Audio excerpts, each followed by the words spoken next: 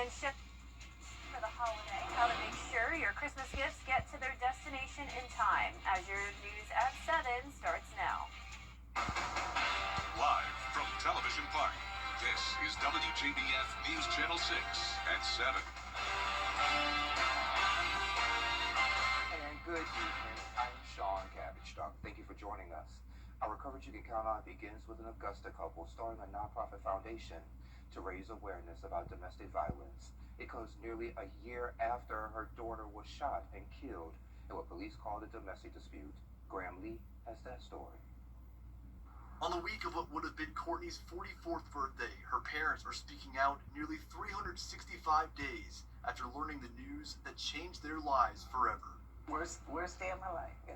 When she received the call, I heard her scream, and from that scream I could tell that it was like a scream that I'd never heard before. Shatara moved to Charlotte, North Carolina in early 2024 after getting a promotion at work. But on January 13th, deputies with the Cabarrus County Sheriff's Office outside of Charlotte were called to Courtney's home and found her dead in the driveway. Investigators say she was shot by her boyfriend, Willie Wimberly, who then took his own life on the scene following a domestic dispute. It's been rough. It's been hard. But, because of our faith, that's the only way that we're able to stand.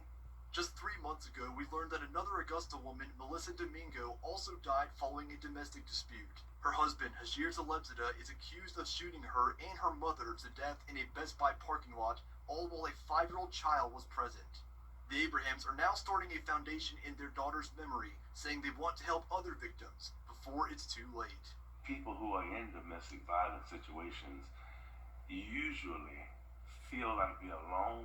They don't have anywhere to go, no one to turn to, and we want to be, again, that listening ear for them. They're soliciting the community to step up because it's our daughter today, but it could be your daughter tomorrow. And that was Graham Lee reporting for us. They'll be launching the Shatara Foundation at an event on Sunday, December 16th. We have more information about the event on our website, WJBF.com. Courtney's 44th birthday would have been this Saturday. A new bill in the South Carolina State House could change how domestic violence cases are handled and at what point someone could face criminal charges. The only way someone could be charged in the state currently is if there's actual physical harm or threat of it. A new bill would make coercive control a crime and grounds to get a protective order. There are so many non-physical forms of violence are equally as devastating and effective at controlling and harming someone. The bill will also expand who qualifies as a household member. It will update family law by adding domestic violence, stalking, and harassment as grounds for divorce and key factors in child custody decisions. The Aiken County Sheriff's Office investigating a shooting death. It happened last night in the parking lot of the Circle K on Jefferson Davis Road. Deputies found 41-year-old Bobby Johnson shot at least once. He died at the scene. No suspect information has been released. Time for a quick check of our forecast. Chief Meteorologist Jenna Petracci joins us now with that. Hey, Jenna. Hey, Sean. Another frigid start to our Tuesday morning. Here's a look at those temperatures as of 7 p.m. A lot of us around 20 degrees. Some places even in the upper teens. That was the case in Barnwell and Wrightsville. And even Augusta ended up getting down to 19 degrees today, but it did get much warmer in the afternoon. 10 degrees warmer currently in Augusta and Aiken compared to this time yesterday. 15 degrees warmer in Evans and Edgefield. And notice for our almanac, after starting out the day at 19, we climbed all the way up to 60 degrees this afternoon, which puts us right on track with average for this time of the year. Here's a nice look at our Terry Lambert Hyundai Skyview Cam in Thompson. It's a peaceful night as skies remain mostly clear. Winds are pretty light. And the temperatures are cold. It's just not going to be nearly as cold as it was over the previous couple of days.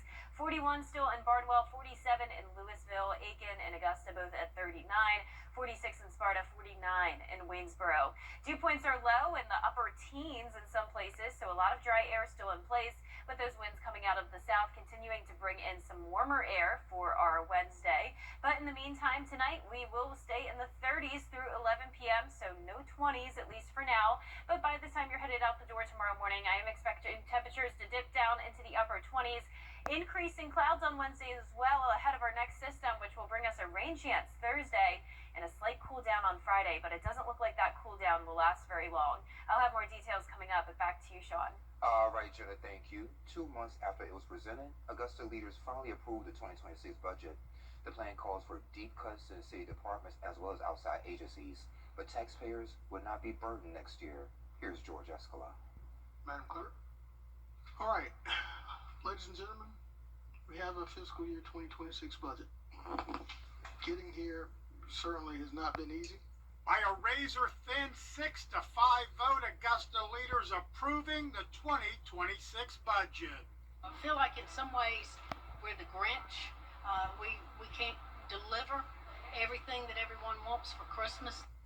The 2026 plan includes no property tax increase, but hits outside agencies hard with a $4 million cut.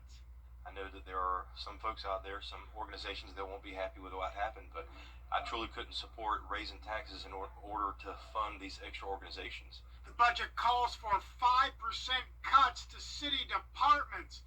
The administrator saying department directors will be making the call how to do it and whether layoffs will be needed. Provide us with the actual impact for their operation based on that reduction. So we'll see if that includes any respective employees or positions going on in the NGOs. Commissioner Jordan Johnson, one of the 5 no votes, sees layoffs on the horizon and budget issues continuing. You mark this conversation in your archives. We're going to be having it again before the year's over because of the impact of the decision that was made today. It was a very irresponsible decision. We've gone back and forth from everything from a City leaders started with an almost $7 million shortfall, but were able to pass a balanced budget through cuts alone. Today we were able to erase that $6.8 million deficit by not passing on a tax increase.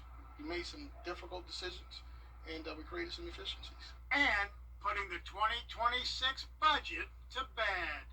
The vote was had today and it was passed. George Escala, WJBF, News Channel 6. And from the municipal building to the river, Georgia Historic Preservation has approved the City of Augusta's plan to include a zip line over the Savannah and create an adventure park at the 5th Street pedestrian bridge. Permits are pending. North Augusta City leaders approved a golf cart ordinance allowing more time on the roads. The approved ordinance will allow golf carts to be operated from sunrise to 11 p.m. as long as they have head, tail, and brake lights, reflectors, as well as a rear-facing mirror. Drivers must be at least 16 years old with a valid license. South Carolina state law only allows golf cart drivers to drive during daylight hours. If you still need to send some late-minute and last-minute Christmas cards or gifts, USPS says this is the last week you could do so and still have them there in time for Christmas. You would need to ship to the if you need to ship to the lower 48 states, you have through tomorrow to use USPS Ground Advantage service. First class mail needs to be sent by tomorrow, and you can use priority mail through Thursday. After that, priority mail express will have to be sent by this Saturday. Post offices will be closed Christmas Day and New Year's Day. Officials say services and operation hours will vary by location. If you plan to use UPS,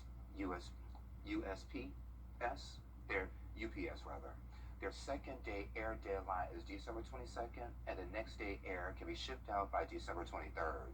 For FedEx Ground 3-day, should be shipped out no later than December 19th. 2-day could be sent out no later than December 23rd, and their next day air by December 23rd. It's the last week to donate to our Giving Your Best Partners annual toy drive.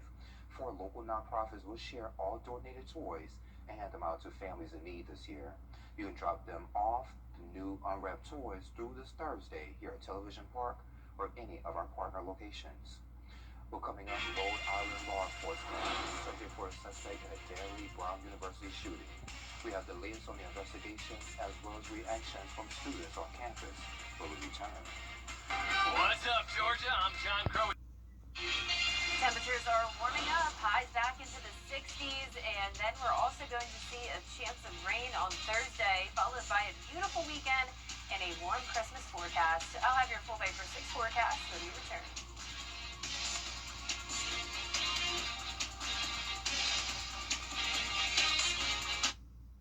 Time with your family is sacred. I cherish the moments I spend with my wife and son every day. As a lawyer, I know how an injury can change all of that in an instant. After your accident, I'm here to help you recover and get what you deserve for your injuries so you can get back to the moments that really matter.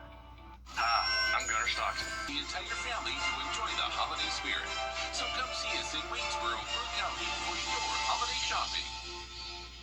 We was riding down the highway, the lobby truck turned, the log came through, hit me in the head, and hit my daughter-in-law in the face. I had saw Austin's commercial on TV. I looked his number up on the internet, and he got right back to me. Now, your most accurate forecast with WJBF Live 5/6. Welcome back. I want to start out with a very special shout out to Greenbrier Elementary School. I visited these 4th grade students today and had so much fun. I taught them about the weather, but I will say their teachers already taught them very well. They knew a whole lot of stuff, and I do think we will have some future meteorologists in this group, and a lot of them want it to snow, especially on Christmas Day, and unfortunately I did have some bad news for them. I gave them the snowy background to hope that maybe in January we get some snowfall, but I can tell you it's not happening for the rest of December. Here's our Terry Limbert Hyundai Skyview cam in Burke County. Nice clear skies tonight. It's already cold. We're sitting at 39 degrees. Dew points are low in the 20s, so dry air is in place with calm winds. Around the CSRA, upper 30s in Aiken as well, and Allendale, the rest of us in the middle 40s. And our satellite and radar showing high pressure moving out to sea as we have a system brewing to the west of us. Some scattered showers here around the Oklatex border, you could call it, but we're going to start to see some cloud cover move in tomorrow, but we'll keep it dry through tomorrow evening. Now, low temperatures are going to start to rise thanks to some cloud cover overnight, so 42 for our Thursday morning low, then 47 on Friday morning, then dipping back down to below freezing to 30 on Saturday morning. So we're definitely going to see some temperature swings over the next few days, but tomorrow, just like this afternoon, we'll be up to around 60, and it will be mostly cloudy. So trading out that sunshine for some cloud cover for now, and also trading out the cold for warmer weather. We're warming up big time, just in time for the holiday forecast. So here it is, Christmas Day in the CSRA. I'm expecting it to be merry and bright and warm. 70 degrees will be our high, 67 on Christmas Eve. Low temperatures well above freezing, and plenty of sunshine to enjoy. But before we get to all that sunshine, we once again will have the cloud cover and a rain chance on Thursday up to 60%. So let's walk you through our feature cast now. Tonight at 9 p.m. we're still clear with light winds out of the south. Now by tomorrow morning we're going to start to see that increase in cloud cover, but once again Wednesday is looking nice and dry all the way into the evening. Now as early as around 7 a.m. on Thursday morning, that's when we're going to see some light showers. Most of the day dry, but then a cold front approaches us Thursday night, bringing more widespread rain overnight. Some heavy downpours possible, thunder and lightning, but not expecting severe weather. So the cold front's out of here pretty quick. By the time you're headed out the door on Friday, we're dry and clearing out with high pressure back in control and winds coming out of the northwest, bringing us a brief cool down. Not a lot of rain from this event. We'll see around 1/4 of an inch to 1/2 inch, and then back to those temperatures tonight will be a little bit below freezing in most places, just not as hard of a freeze as the past 2 nights. Upper 50s north of I-20 tomorrow, low 60s for the rest of us. And now your 10-day forecast showing us drop down to 59 on Friday behind that cold front, and then we're warming right back up to 67 on Sunday, and we'll be back at 67 again on Christmas Eve, and then of course hitting 70 on Christmas Day. All right, Jenna, thank you. Yeah. Well, coming up, a chemical attack in Savannah leaves a woman with life-altering burns. Where the search stands for the suspect, and what the community is pushing for to replace the city park. We have that story next. It's time to update Season after season.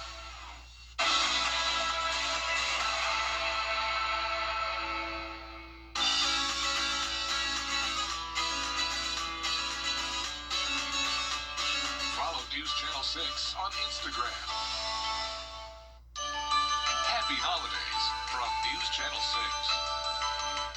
Children First on WJBF News Channel 6 is sponsored by Bridgestone, solutions for your journey. And welcome back. In Savannah, Savannah, Georgia, the acid attack at Forsyth Park has set the community on edge as the suspect remains at large. Ashley Wasilewski was walking home near Forsyth Park last Wednesday night when a man approached her from behind, dumped a chemical on her, and vanished. Savannah police released this photo of someone they call a person of interest. Officials confirmed they spoke to the man and have let him go, saying he is no longer considered a suspect. Today, Mayor Van Johnson urging the public not to jump to conclusions. We want to make sure that we're not demonizing someone, which is how we want to talk to. And so the individual came in voluntarily, and we are talking to him at this hour, and he's not detained. We're just talking. The victim recovering at the Augusta Burn Center, and the FBI is offering a $5,000 reward for information leading to an arrest. In the wake of that violent attack on Wasilewski, the community is calling for stronger safety measures in Savannah parks. Sarah Smith explains. It's one of those things where you don't think it's going to happen to you, or you don't think it's going to happen in your city, and you kind of like sweep that fear under the rug. Savannah local Kristen Lacey tells me city leaders and police can't wait any longer to install emergency call boxes in public parks. Lacey has been advocating for this for months, a one-button connection to calling 911. She's pushing the message even more now, just days after Ashley Wasilewski was attacked in Forsyth Park, a man throwing acid on her. As a woman myself that frequents these parks, it made me even more weary of my own safety. This is just a prime example of why it would have been very ideal for us to have these implemented in this situation where she would have been able to run to these call boxes immediately and call for emergency services. Lacey tells me she's talked with city leaders and Savannah police about this issue. Alderman Dietrich Leggett says it's something the city is working on. Prior to this incident happening, we were talking about putting in some call boxes, because when we go to different cities, we see all of these things are happening. So these things we're bringing back to Savannah. He says the news of this attack is discouraging after the city has made efforts to invest in public safety. For me to be an elected official and we put all our safeguards in place, it makes me feel helpless. So it just makes me want to talk to the city manager more about all our safeguards and what could we do more. Both Leggett and Lacey tell me their focus is to keep Savannah a safe, walkable city and to support Wasilewski in her recovery. She is just one of many people that we would be honoring in this to make sure it doesn't happen in the future. We don't want any of our family, friends, brothers, sisters, or children to be affected by anything of this sort in the future. And coming up, farm animals have a tour of a house. We have that story after this quick break. For over 65 years. We all love to spend quality time relaxing at home with our family during the holidays. Come in today to Jimmy's Home Furnishings to save on items for every room in your home. Get your favorite handmade rug in any size or style. Plus, save on Nectar and Dream Cog mattresses, and when you buy the bundle, you get these items free. Let Jimmy's get your home ready for the holidays. Jimmy's Home Furnishings, where it feels like home.